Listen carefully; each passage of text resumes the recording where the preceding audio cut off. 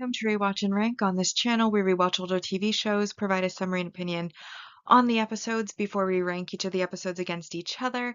However, we have already finished the Merlin series and ranked all of the episodes.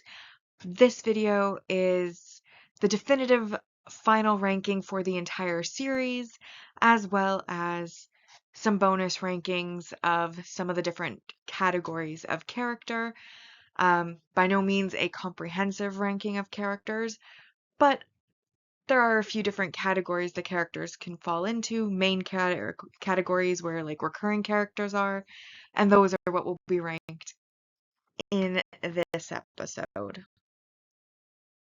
So starting off, we'll just remind everyone what the final results for the series overall were. On the mostly objective side, we had season 4 in first place, followed by season 5 in second, season 2 in third, season 3 in fourth, and then season 1 fell into 5th place. On the personal ranking side, season 4 came in first, followed in second by season 3, season 2 in third, season 5 in fourth, and then season 1 ended up being in 5th place. And then, as always, each season we of course do each of the season's episodes. However, as I do those in the background, I do rank all of the episodes against each other from each season. Now, on the mostly objective ranking, it's a matter of episode order, so, you know, the 10s, the 9s, the 8s. The personal ranking is more mixed up. This one, however, is the definitive, mostly objective ranking for the entire series. So in first we have the Dragon's Call, the Beginning of the End, Excalibur, the Labyrinth of Gedreth, La Morte Arthur, the Once and Future Queen, the Last Dragon Lord, the Tears of Uther Pendragon. In ninth we have the Eye of the Phoenix, the Coming of Arthur, the Darkest Hour, the Wicked Day, A Servant of Two Masters, Lancelot de Lac, A Herald of the New Age, and The Sword in the Stone is in 16th place. 17th comes with Arthur's Bane, followed by The Death Song of Uther Pendragon, The Disir, The Kindness of Strangers, The Diamond of the Day, Lancelot, Sweet Dreams, The Witch's Quickening, Atheusa, The Hollow Queen, The Lady of the Lake, The Fires of Idrisolis, Hope in the Time of Dragons, Lamia, With All My Heart, Valiant is 32nd. Then we have 33rd, The Poison Chalice, The Curse of Cornelius Sagan, The Sins of the Father, Goblin's Gold, The Crystal Cave, The Changeling, The Hunter's Heart, Another Sorrow. In 41st, we have The Gates of Avalon, The Nightmare Begins, Lancelot and Guinevere, The Sorcerer's Shadow, The Secret Sharer, Queen of Hearts, His Father's Son, The Dark Tower comes in 48th. And then in 49th, we have The Moment of Truth, To Kill the King, Beauty and the Beast, The Castle of Firen, Gawain, A Lesson in Vengeance, The Mark of Nimue, The Remedy to Cure All Ills, The Witchfinder, and in last place, The Drawing of the Dark in 58th. And that is the definitive list of all 58 episodes for the mostly objective ranking. Now we move on to the definitive 58 episode list for the personal ranking. And we start off with my favorite episode of the series. In first place, A Servant of Two Masters, followed by The Darkest Hour, The Coming of Arthur, The Labyrinth of Gedreth, The Last Dragon Lord, La Morte Arthur, The Poison Chalice, The Lady of the Lake, The Fires of Idrisolis, Goblin's Gold, The Dragon's Call, The Wicked Day, The Eye of the Phoenix, The Sword in the Stone, Arthur's Bane. Atheusa is in 16th place. 17th is The Nightmare Begins, The Gates of Avalon, Sweet Dreams, The Changeling, The Curse of Cornelius Sagan, The Hunter's Heart, Another Sorrow, The Tears of Uther Pendragon come in 24th, 25th Lancelot de Lac, With All My Heart, The Death Song of Uther Pendragon, The Diamond of the Day, which was the series finale, is all the way down in 28th. Then we have The Beauty and the Beast, The Secret Sharer, Lancelot, The Sins of the Father in 32nd, 33rd, The Crystal Cave, The Kindness of Strangers, To Kill the King, The Hollow Queen, A Lesson in Vengeance, Lamia, Love in the Time of Dragons, The Sorcerer's Shadow is in 40th place, 41st is A Herald of the New Day, The Witch's Quickening, The Beginning of the End, The Dark Tower, Queen of Hearts, Excalibur, Gawain, Valiant in 48th place. 10 to go, 49th we have The Witchfinder, The Disseer, The Mark of Nimue, The Castle of Firen, Lancelot and Guinevere. The Drawing of the Dark is in 54th place, His Father's Son, A Remedy to Cure All Ills, followed by The Moment of Truth, and in last 58th place we have The Once and Future Queen. Next ranking is for our recurring characters. These are characters who were pretty much in every episode of the series or of a single season, in the case of Agravain. Quick note, Mordred is not on this list because he will be on another list. So the recurring character ranking, it was difficult to choose between Merlin and Arthur, but ultimately magic is magic, so I chose Merlin as my favorite character, / Emrys, as that is his other name. Second place, of course, Arthur Pendragon. Who else would be second? Then I've always been a fan of Morgana Pendragon. I liked her when she was in her beautiful dresses and was a good person. I also liked her when she was super evil. I think she's a great addition to the show, and I do enjoy the fact that she was likable even as a villain, even as a good person. There was range. Fourth place, Gaius, Merlin's father figure, person who helps him to figure out the research side of things with all his books and his potions, always giving him the sage advice, his advisor, which I find funny. Gaius almost takes the role of like the traditional older Merlin. Like usually in the legends, Merlin is wizened and old and advises Arthur from like a fatherhood position. In this case, Gaius kind of takes on that role for Merlin, who then helps out Arthur with his magic while being around the same age as him. And I also love that they have that pseudo father-son bond, or grandfather-son bond even. So he's in fourth. In fifth is Uther Pendragon. I personally really liked Uther at the start of the series. I feel like a lot of the decisions he made at the start, while tough, were good decisions that a leader should make. However, at some point in the series, he kind of took a turn downhill where it was kind of just blind hatred, not hatred backed by like actual, protection of the many like some of the earlier decisions were. And so that's why he's further down, but I still did like Uther as a character, and I did also, at the beginning, agree with a lot of the decisions that he made in the first few episodes of season 1. So, very likable character there. Then we have Kilgara, and Kilgara would be higher because he's a dragon, which is awesome. But, one, he spoke in riddles, though, to be fair, Merlin really should have been able to pick up what he was putting down with a lot of those riddles and just chose to ignore him. But the fact is, like, instead of being straight with Merlin and just saying point blank, here's what you need to do, he'd, give some answer that unfortunately Merlin had some trouble understanding. Additionally, when he got out, he decided, despite the fact that he knows Arthur's destiny, that he was just going to go ahead and burn everything to the ground. So, that wasn't great. But once Merlin ordered him not to, as he became the last Dragon Lord, you know, he then also became a pretty cool character, but he was also in the series a lot less once he was freed from being under the castle, as in the early seasons he was used a lot more for advice, and Merlin went to visit him quite often. So he's at 6. 7 is Guinevere, as we all know, not a fan of her, or at least this version of Guinevere. And to be honest, I'm not a fan of the original version either because, she's in the original version, an adulterous noble. In this version, she's been downgraded to a servant, um, still an adulteress,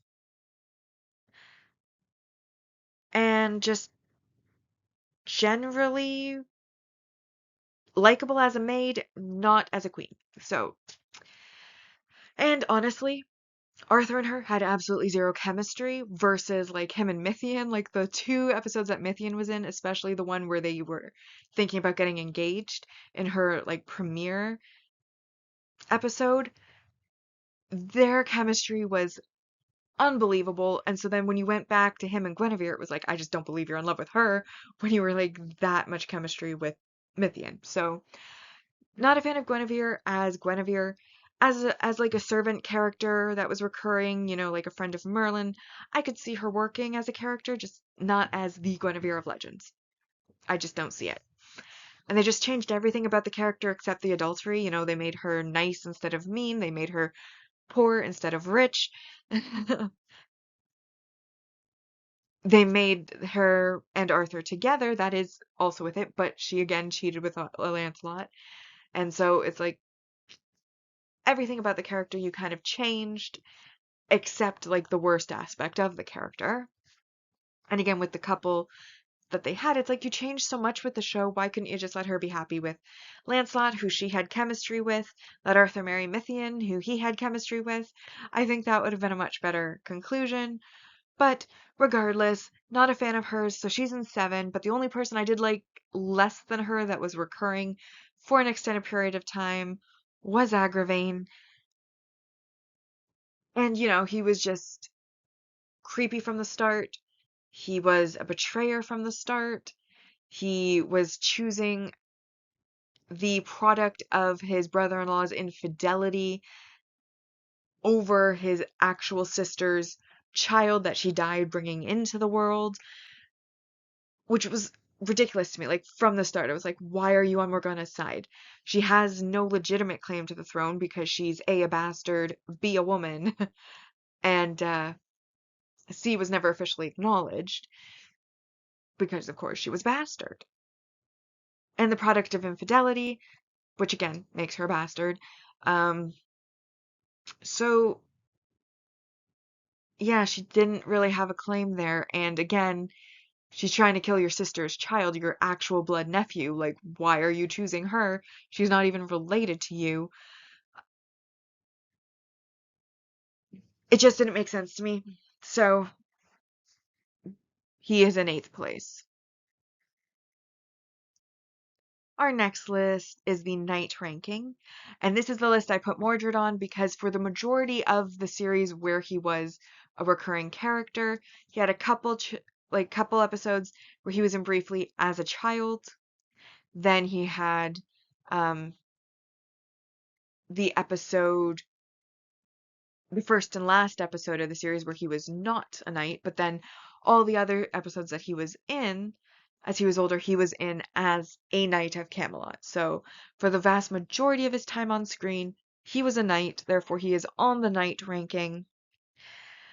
And in first we have to have Lancelot de Lac, one because he and Gwen should have been together, and I think it's a pity that they weren't.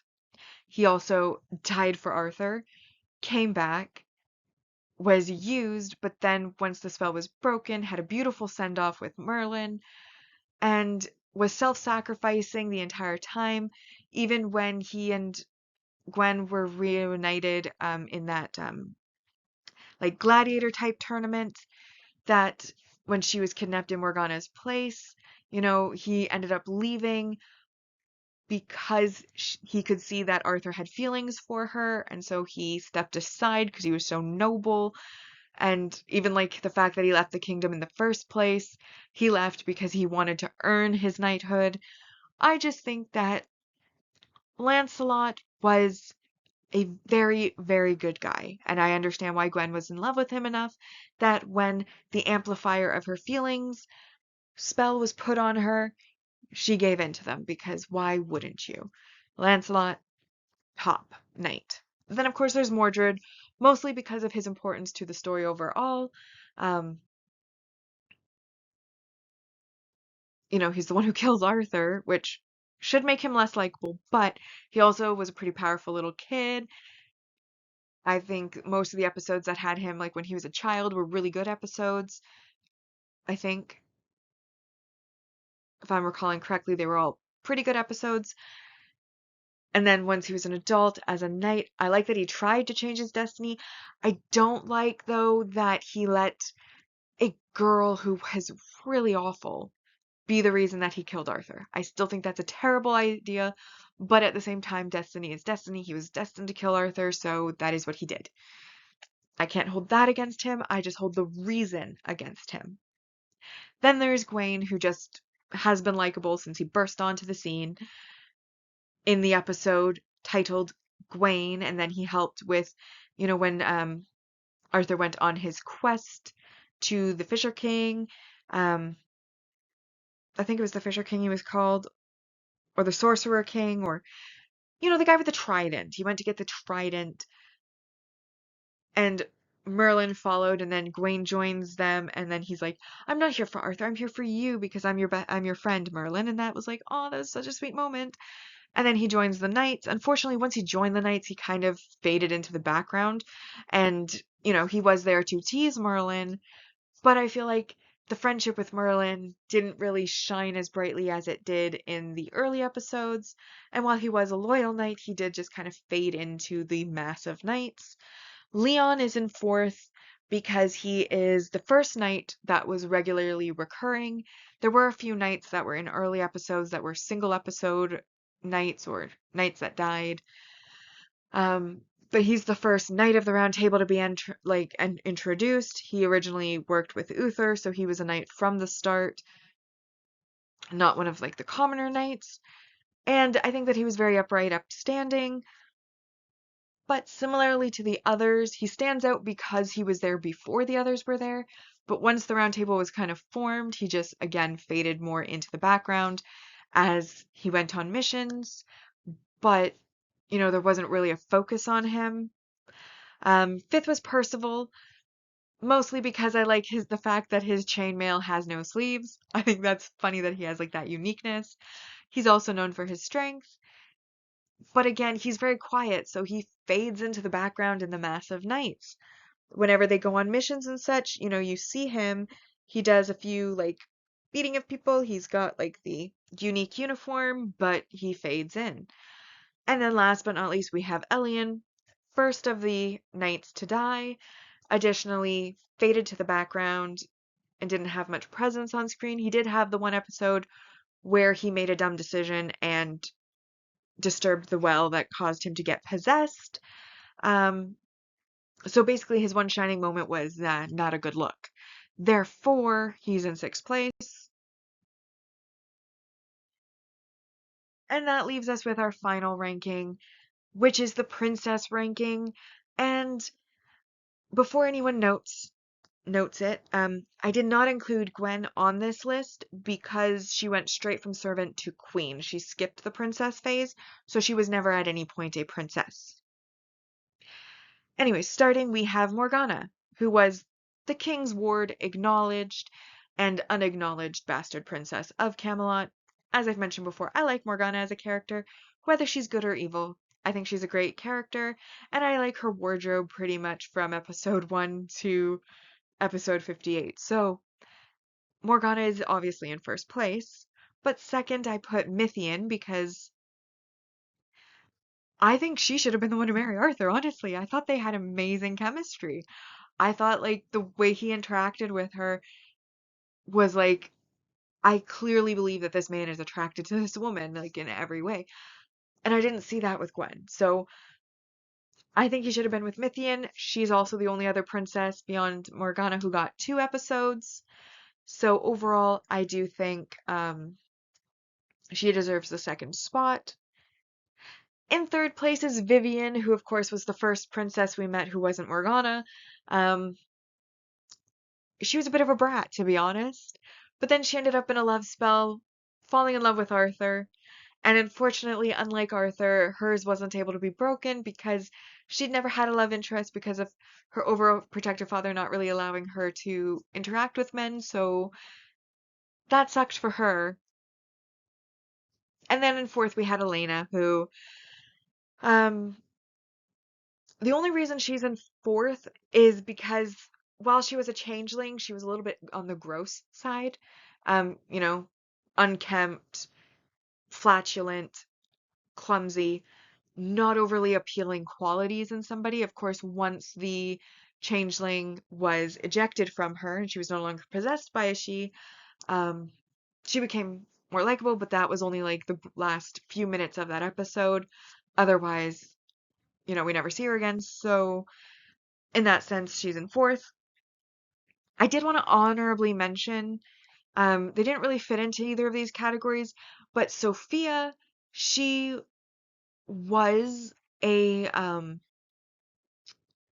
she in disguise, or who had been banished with her father, and she was in the early episodes, and I often felt like her wardrobe at least should have put her in the princess category, but she's not a she princess. She wasn't human, so she doesn't technically belong on this list. But I did want to call out that she's also one of the what I would call like main female guest stars. And then Nimue also didn't fit into any of my lists, but I think that's an amazing character. So I wanted to point out that she was amazing. She just unfortunately didn't make it to any of the lists because she didn't fall into any of the categories that I had prepared. And so if I was going to put her on a list, because she was the leader of a religion, that's a leadership role, then I could have put her on this list. But if I was going based on leadership roles, then that would also have included Gwen, which I left off because she went straight to Queen. So I couldn't add Nimue or Sophia on here either. But I did want to shout them out as good characters. But with that, that is our bonus rankings. Hope you enjoyed the episode, and I will see you next week for the start of a new series, which I'm really excited about because the nostalgia is great and the series is great, and I'm just looking forward to it. So like and subscribe if you'd like to, and hopefully I'll see you then.